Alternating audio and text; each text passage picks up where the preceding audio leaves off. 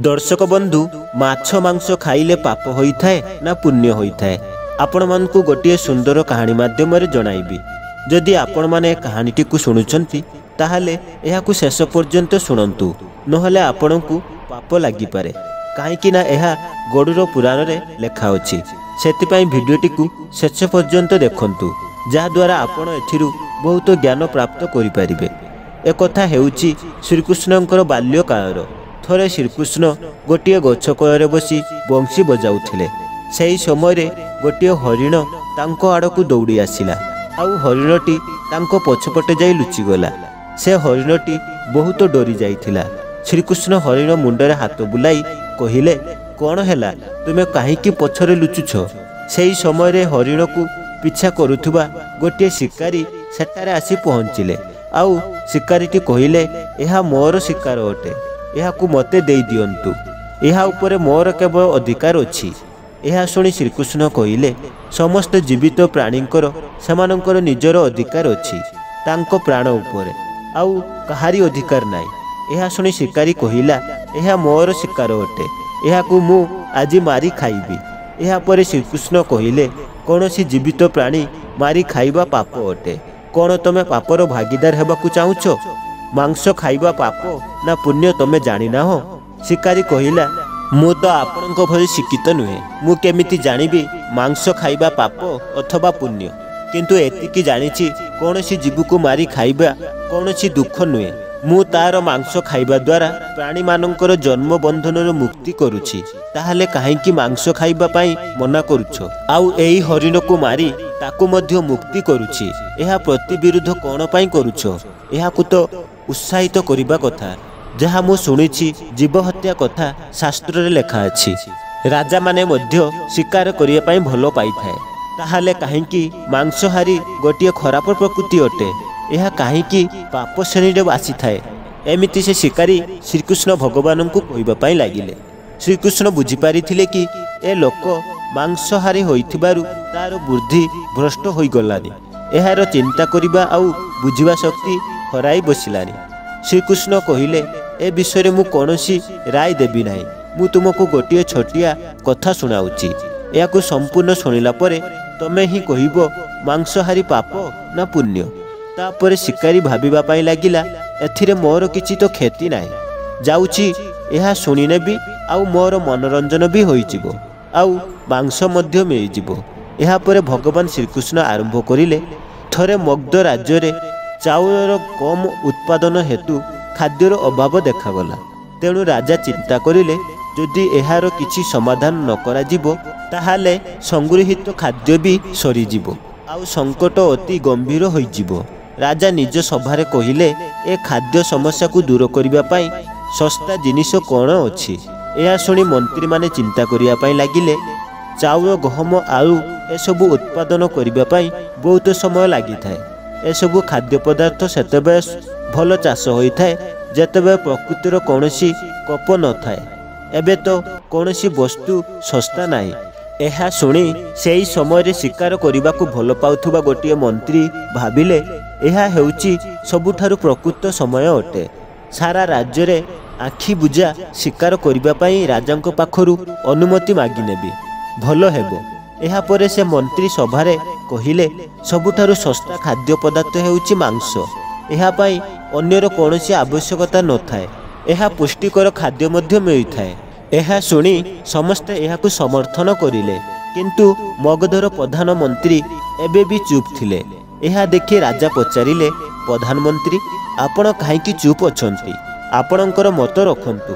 प्रधानमंत्री कहिले, मु एहा मानु नाही मांस सबुठारु सस्ता पदार्थ अटे, तथापि मु काली एहार राय रखिबी। तापरे रातिरे प्रधानमंत्री सेही मंत्री को घर को गले जो मंत्री मांस शिकार पाई कहूथिले। एते रातिरे प्रधानमंत्री को निज घरे देखि मंत्री आश्चर्य होई गले। से भाबिबा पाई लागिले, निश्चय कौनसी अनिष्ट होईछि। प्रधानमंत्री कहिले, राजा सभा समाप्त करिला परे महाराज संध्या समय रे असुस्थ होई पड़िले, तांकर स्वास्थ्य बहुत खराब होई जाइछि। राजवैद्य कहिसंती, जदि कौनसी शक्तिशाली मनुष्य पाखरु अल्प मांस मिल जाई थांता तेबे राजांकर जीवन बंची जाई थांता। आपण महाराजंकर सबुठारु विश्वस्त अटंती सेथिपाई आपणको छड़ा आउ ये कार्य किए करि परिबो। सेथिपाई आपण जहाँ भी मूल्य मागिबे मु आपणको देई देबी। जदि आपण कहिबे आपणको 1 लाख सोना मुद्रा मध्य देबी। आपण चाहिए राज्यर कौनसी अंश मध्य नहीं पारिबे। केवल आपणकर इच्छा कौन कहतु मु कसाई द्वारा आपणको हृदयरु अल्प मांस नहीं जिबे।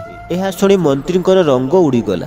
से भाविले जदि मोर जीवन ही न रहिबो मु ए सोना मुद्रा नहीं कौन करिबी। राज्यर अंश मोर केउ कामरे आसीबो। से सांगे सांगे घर भितर को गले आउ बाक्सरु 1 लाख सोना मुद्रा नहीं आसिले। सेई मुद्रा देई प्रधानमंत्री को गोड़ तले पड़गले आउ कांदी कांदी कहिले प्रधानमंत्री महाशय मु आपणकर 1 लाख सोना मुद्रा को मोर आउ 1 लाख सोना मुद्रा सो मिसाई देउछि। एही सोना मुद्रा नहीं आपण अन्य कोनोसी मंत्री को पाखकु जांतु तांकर हृदय मांस किनि नियंतु किंतु मते छाड़ी दियंतु। ए कथा जेमिति आउ काहारी को जणा न पड़े मु आपणको विनती करूछि। एथर प्रधानमंत्री बुझी सारिथिले बास से टिकिए डराइबाकू चाहूथिले। पुणी प्रधानमंत्री कहिले मंत्री महाशय आपणको शरीर बहुत बलवान अटे आउ आपणकर चेहरा सहित महाराजंकर चेहरा मिसी जाउछि। सेथिपाई राजवैद्य खास आपणकर ना नहीं कहिसंती आपणकर दान द्वारा भल राजांकर जीवन बंची पारिबो। जदि आपण कहिदेबे आपणको प्रधानमंत्री पद मध्य मु देई देबी आउ मु आपणकर कर्मचारी होई रहिबी किंतु प्रजांक ठारू आम राजांकु छड़ाई नियो नाही। मंत्री मने मने भाबिले मु एठारे संपूर्ण भाबरे फसीगली आउ सांगे सांगे प्रधानमंत्री को गोड़ तले पड़गले। कहिले प्रधानमंत्री महाशय मु एही काम पाई संपूर्ण अयोग्य अटे। जेतेबेले प्राण ही न रहिबो ताले ए प्रधानमंत्री पद नै मु कोन करिबी। जदि आपण चाहिए ताले आपण मोर सबु किछि नहीं जानतु किंतु मोर प्राण नियंतु नाही। मु आपनकु मोर सबु धन घर बाड़ी सबु देई देउछि। राताराती एठारु मध्य पळाइबी। एतिकी कही से तांकर घोड़ा आड़कू दौड़िले एवं ए घोड़ार लगाम को टाणी जीवाकू लागिले।